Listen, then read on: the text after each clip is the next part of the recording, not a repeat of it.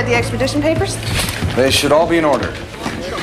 Your bosses must be in a real hurry to get him back to Canada. What'd he do? He's wanted for perjury. Apparently he was a key witness in a murder trial, and he changed his testimony on the stand. It resulted in a mistrial. Is he here? Huey and Louie are bringing him over from lockup. I hear he's quite the character. He got pulled over for running a red light and tried to convince them he was taking a shortcut in the Cross Canada rally. If he'd kept his mouth shut, they might have never called INS. Hey, Elaine, can you find out what the weather's like in Florida? Do I look like a travel agent? Hey, Benny, you ever been to the Sunshine State? Well, I can't say that I have, Ray. Yo, you guys want to move? We want to find out what fine Italian footwear tastes like. Thank you kindly. I just hear that it's the rainy season. I don't want to get all the way down there and get stuck in some kind of monsoon or something. Ray, I thought you'd used up all your vacation time. No. This is not a vacation. This is a plum just waiting to be picked. You see, the district sends one detective from each division to go down to Miami to listen to some lecture on advanced weaponry, and I plan to be said detective. So it's assigned on the basis of merit? Oh, it's assigned on the basis of who can suck up to the lieutenant the most without making it obvious. Cappuccino, sir. What do you think of this shirt? What, that? I think you look pretty silly in it sitting behind your desk while I'm in Florida. Sorry, pal. This little baby here is my ticket to fun in the sun. You know, strange you guys mentioned Florida because my family has a home in the Keys. If you want to use it, let me know. Shut up. What do you got? What do you got? Orchestra seats to La Boheme. I'll send you a postcard. We'll see about that. So you really thought you could get this assignment by sucking up to me, detective? Oh, no, sir. A man of your considerable intelligence would see right through that, sir. Decaf? No, sir. Oh, thanks anyway. No problem, sir. I just happened to be passing the espresso bar on the way to work, sir. Where can I find an espresso bar in a 10-block radius? No, there's a small one. That's All right, great. You got him real Cuban cigars. No way. How'd you get your hands on them? Let's just say one of the girls in the evidence room thinks I have sensitive eyes. Really? Wait a moment, sir.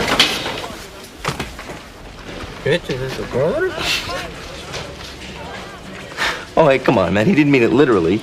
What you looking at? What's your problem? It's just that I had these 2 tickets to the opera, and I thought I might be out of town tomorrow night. Oh, it's very generous of you. Do you smoke cigars, sir? You're gonna think this is a very strange coincidence, but, Cubans, Gardino. You boys wouldn't be in any way trying to influence my decision on which officer makes that Miami. No, Absolutely sir. not, sir. Right, because I make it a rule to disqualify any officer who gives me an expensive present of any sort in the last month. I mean, just to avoid any appearances of impropriety. You understand? I of have course. reason to suspect that these are domestic, sir. Really? Yeah, where it says Havana, if you look closely, the ink is smudged. Actually, the ticket's the 20th row, sir. Matinee. On the other hand, the cigars look real to me. Pardon me. Excuse me. Watch your back, somebody. Watch your back. Thank you. Working, man. Coming through. I got a deadline. Detective Huey and Gardino. Were you escorting a prisoner here for extradition? Yes, sir. He's, I hate to say this, sir, but I believe my partner didn't handcuff him properly.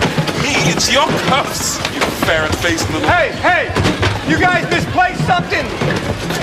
Detective Vecchio, have you caused a riot yet this morning? Not that I'm aware of, sir. Good. Gardino, give me your shirt. Woo!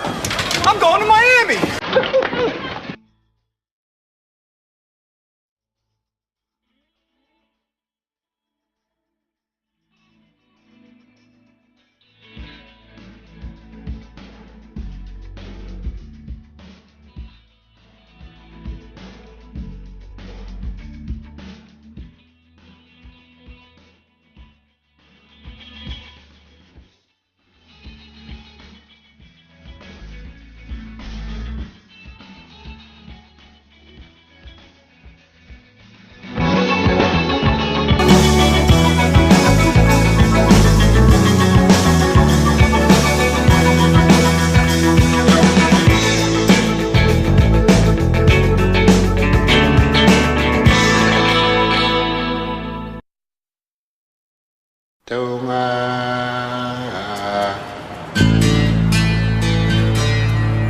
I have 2 days to drive down there, 1 day at the lecture, and 2 days to drive back. That's 5 days, out of which 3 I gotta spend on the beach. Ray, Miami is 1,387 miles from here. That's 26 hours driving time each way. Okay, so at 120 miles an hour, that's 13 hours. I save a day. Yes, I need to fly to Detroit today, and I will be transporting a prisoner. Frazier, you do not need to tell everybody everything. 5 days' notice? No, I wasn't aware of that. All right, well, thank you very much for your time. Ray, do you think you can drop us at the train station on your way?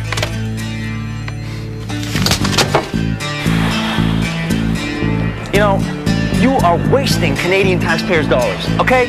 Because you're gonna get me there, they're gonna take one look at me, they're gonna say, you got the wrong guy, and then they're gonna let me go. Don't talk to him, he's calculated. Okay, so at 95 miles an hour, how long is it going to take? I can't tell you that, Ray. It would recklessly endanger the lives of thousands of motorists. Okay, so say 90.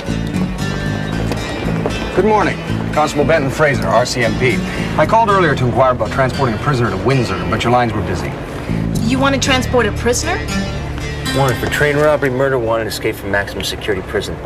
I'll be no trouble at all.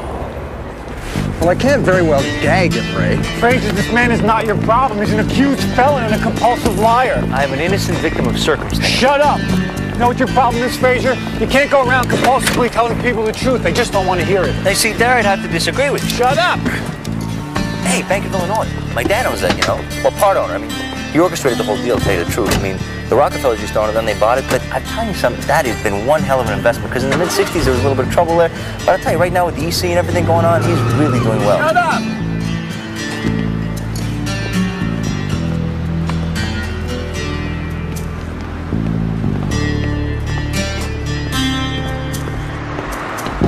Well, I explained the situation to him, and he was extremely helpful.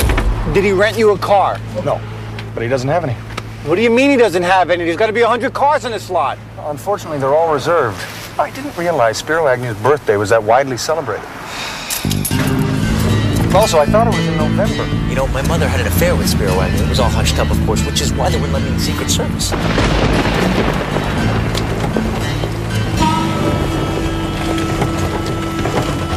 This is a 1971 mint-condition Buick Riviera. You know, Ray, you really don't have to do this. I'm sure I can find someone who'll lend me a car. How many people have we asked? Well, basically everyone I know. It does seem rather curious that they've all decided to leave town at exactly the same time. It uses top-octane fuel, 20-weight oil. Ray, this is silly. How are you going to get to Florida? I'll fly. It'll be worth the $600 to get rid of you. Are you aware that the gas tank in this particular make of car explodes on impact? You want to ride in the trunk? Ray, you know, I appreciate this offer, I really do, but you have some kind of special bond with this vehicle. Now, I'm not saying I understand it, but I do respect it. Shut up before I change my mind. Now, in the care and operation of this vehicle, there is one thing to remember and hold above all else.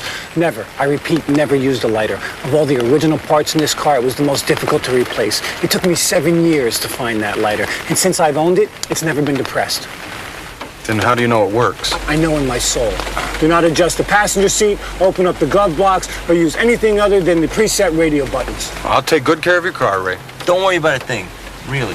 One final piece of advice. The man sitting across from you is a felon. Accused. Accused. Do not trust him, do not talk to him, do not listen to him. And most of all, do not think of him as a human being. Think of him as a parcel that needs to be delivered, and you will be okay. Do you understand? I'll do that, Ray. And have a nice trip. Thank you, Ray. Thanks. Bye-bye. Oh, Ray.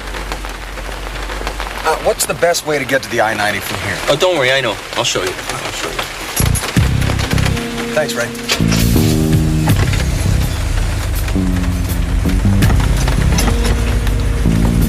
Bye-bye.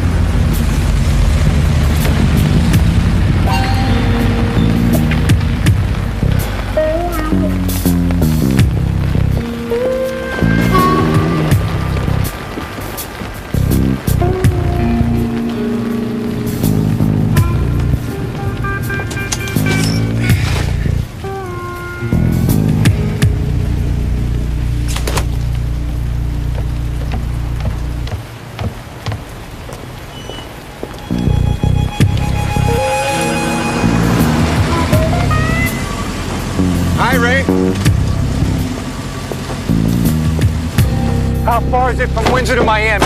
Ray, this really isn't necessary. Just answer the question. 1,314 miles. Okay, we drop the guy off, you take the bus back, and I'm only 4 hours behind schedule. Well, not quite. 4 hours and 20 minutes.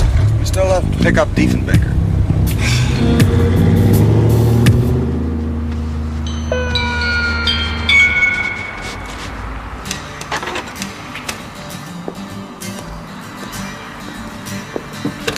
They left Chicago in the cop's car. A green 1971 Buick Riviera. There's a plate number.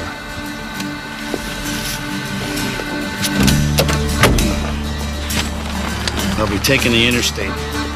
We should get to them before they reach Battle Creek.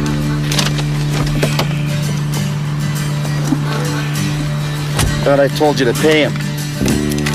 I tried. He wouldn't take Canadian.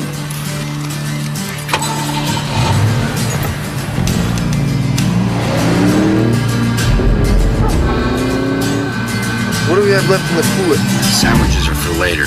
What, can I have a pop?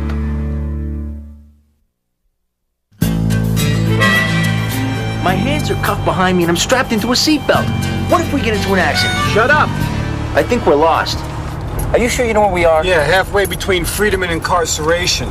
Now you keep your eye on that map. I want a state-by-state countdown until we get to Winnipeg. Windsor. Yeah, like there's a difference. Damn, I should have brought the snow chains. Do we really gotta cross the border? Yes, Ray.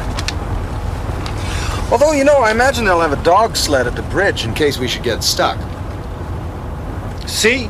That's some kind of facetious Canadian humor. The kind of thing that must really knock them dead up around a bait house in Newfoundland. Sorry, Ray. Would you back off? Get off me. What is he, deaf? Yes. You know, I think he feels sorry for you. He senses you're in some kind of trouble. He'd like to help. You see, wolves have a very difficult time understanding the idea of incarceration. Undo my seatbelt. Yeah. But they do understand the law, don't they, Diefenbaker? So, Ray, once you drop us off at Windsor, your trip to Miami should be fairly simple. You take Highway 18 west toward Leamington, then catch the ferry. Ferry? Is Florida on an island? No, this is the shortest way across Lake Erie. You know, you might want to call ahead for the schedule. What's a schedule? Like a schedule. It's every hour on the half hour. I'll phone. And then you get on the 250, travel 109 kilometers. Kilometers? Look, Fraser, when we cross the border, you can start talking in Canadian. Until then, let's stick to English, okay? You know, Ray, actually, it's quite simple. Converting kilometers to miles, you simply multiply by 5/8, so 109 kilometers would obviously be 68 1/8 miles. Well, strictly speaking, it would be 67.69 miles. But still, the 5/8 rule is a very handy general guide. You know, I know the guy who invented kilometers. And then from Milan, which parenthetically most people tend to mispronounce as Milan, you would stay on the 250 through Norfolk and... I go south, okay? That's all I need to know. I go south. I have to go to the bathroom. Well, you can go in Canada. Ray. No, I understand. You know, my father used to hate this stuff. I remember once driving through Peru to a peace conference in Machu Picchu. You know what, McDonald? I don't think you ever had a father. Were you driving from Ayacucho or from Cusco? Actually, no, from Lima. Oh. How fast are you going, Ray? Not fast enough.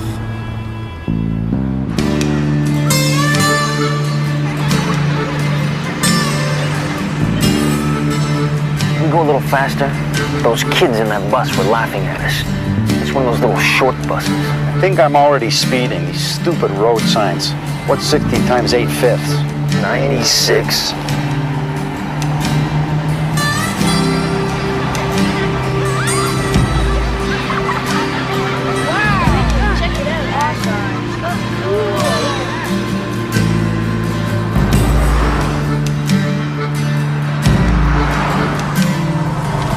Ray, I think that was a state trooper traveling in the westbound lane. This is the US of A, Fraser. Cops do not ticket other cops. Now just keep your eye on the map. The sign. I saw it. I gotta drive! Some people, huh? Well, perhaps they weren't expecting someone to come up behind them at roughly 93 miles an hour, Ray. Hey, isn't that what defensive driving is all about? Assuming that the other guy's gonna do something stupid? Whew, that did it. My kidneys are gone. We have to find a washroom. We don't have washrooms in America. We have restrooms. The minute I see a sign that says washroom, we'll pull over. What are you doing? Well, I thought I'd read this. That's the original manual. Do not open that. You've never read this? No, I've never cracked its spine. I cracked my spine once. No one's listening to you and no one cares. Punctured a kidney, which is why I need to... Shut up, which is why you need to shut up. We'll stop when we need gas. Oh, we're gonna stop before that. Want to bet?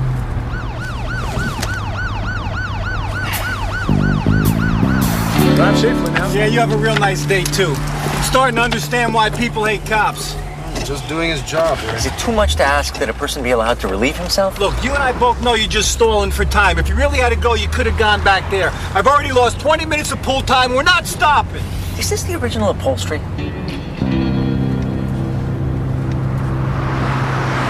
It's really quite simple. To convert from miles to kilometers, you simply multiply by 8/5. So the 55-mile-an-hour limit obviously converts to 88 kilometers per hour. I appreciate the warning, officer. You folks have a nice trip. Thank you, officer.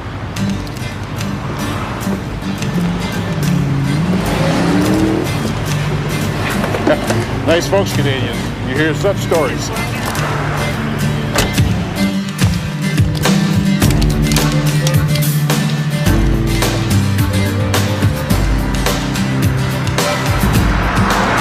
Not happening. There's too much pressure. You got 10 seconds before I start pumping bullets through this door. This really is not a conducive atmosphere for what I'm trying to accomplish here, okay? Perhaps if you tried running the water. Do you have helpful hints for everything? It's really not my fault. I've got a bit of a sharp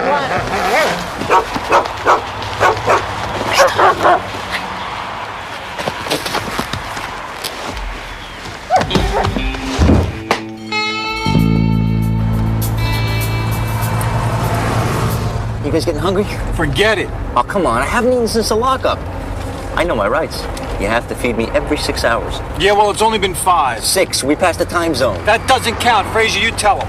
Well, actually, Ray, the legal scholars seem to be fairly equally divided on this point.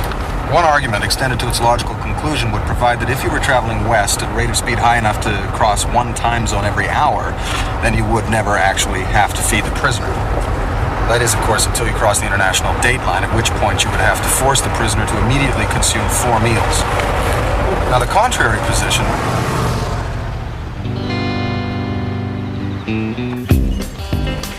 All right, you got 10 minutes to eat unless there's a time zone between here and the counter. I don't believe this. I've been looking for this place for 15 years. My dad and I used to come here all the time. That's our booth, right? That was our booth. Yeah, well, from now on, we'll call this our counter. Grab a stool. This is it, officer, right here. I don't know how it happened, really. I mean, 1 second it was just fine. The next thing you know, his throat just closed up on him. I got lucky because I just managed to puke it up all over the table. Look, look, look, look. There's still pieces on the chair right there. Sir, take off your pants. You're sitting in evidence there. He's not telling the truth. No, we have no need for your pants. Perhaps I should follow them. Tell them there's no danger. I'll send him a postcard. Come on, let's sit down and eat. Hello. Yellow. Yo, miss. This place hasn't changed a bit. See, my dad was a sales rep, so 3-4 times a year we had to go to South Bend. Oh, miss. Excuse me, miss. Miss. Yo. So we'd leave Kitchener at the crack of dawn. By the time lunchtime came around, I mean, I was starving. And, you know, you'd always want to stop someplace else, but I'd say no. I wanted to wait till we got here because it's like our place. Curious? If you'd taken the interstate, I would have thought you'd be here in about 5 hours. Frazier, the man is lying. It's just another story. You want to do something useful? Throw a flying tackle into the waitress the next time she passes. Hey, can we order here? They make the best pancakes in the world. They used to have this turntable right in the middle of the table with 6 different types of syrup. Air conditioning, blasting. The syrup was always warm. It's odd. The windows face north. You boys ready to order? No, let's go straight for the check. What's the fastest thing on the menu? I'll have the blueberry pancakes. No pancakes. Oh, of course you have pancakes. You see pancakes in the menu? Right, hamburgers all around. Look, do you think you could ask him to make me some pancakes? I used to come here when I was a kid. Then you'll know we've never served pancakes. You want everything on them? Yeah. I hate pickles. Pick them off.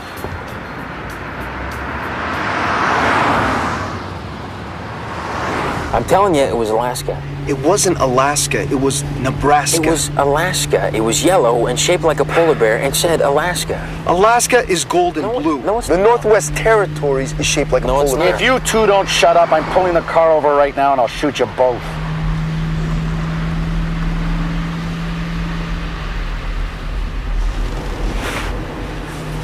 I got him. This better be Illinois plates on a Buick Riviera.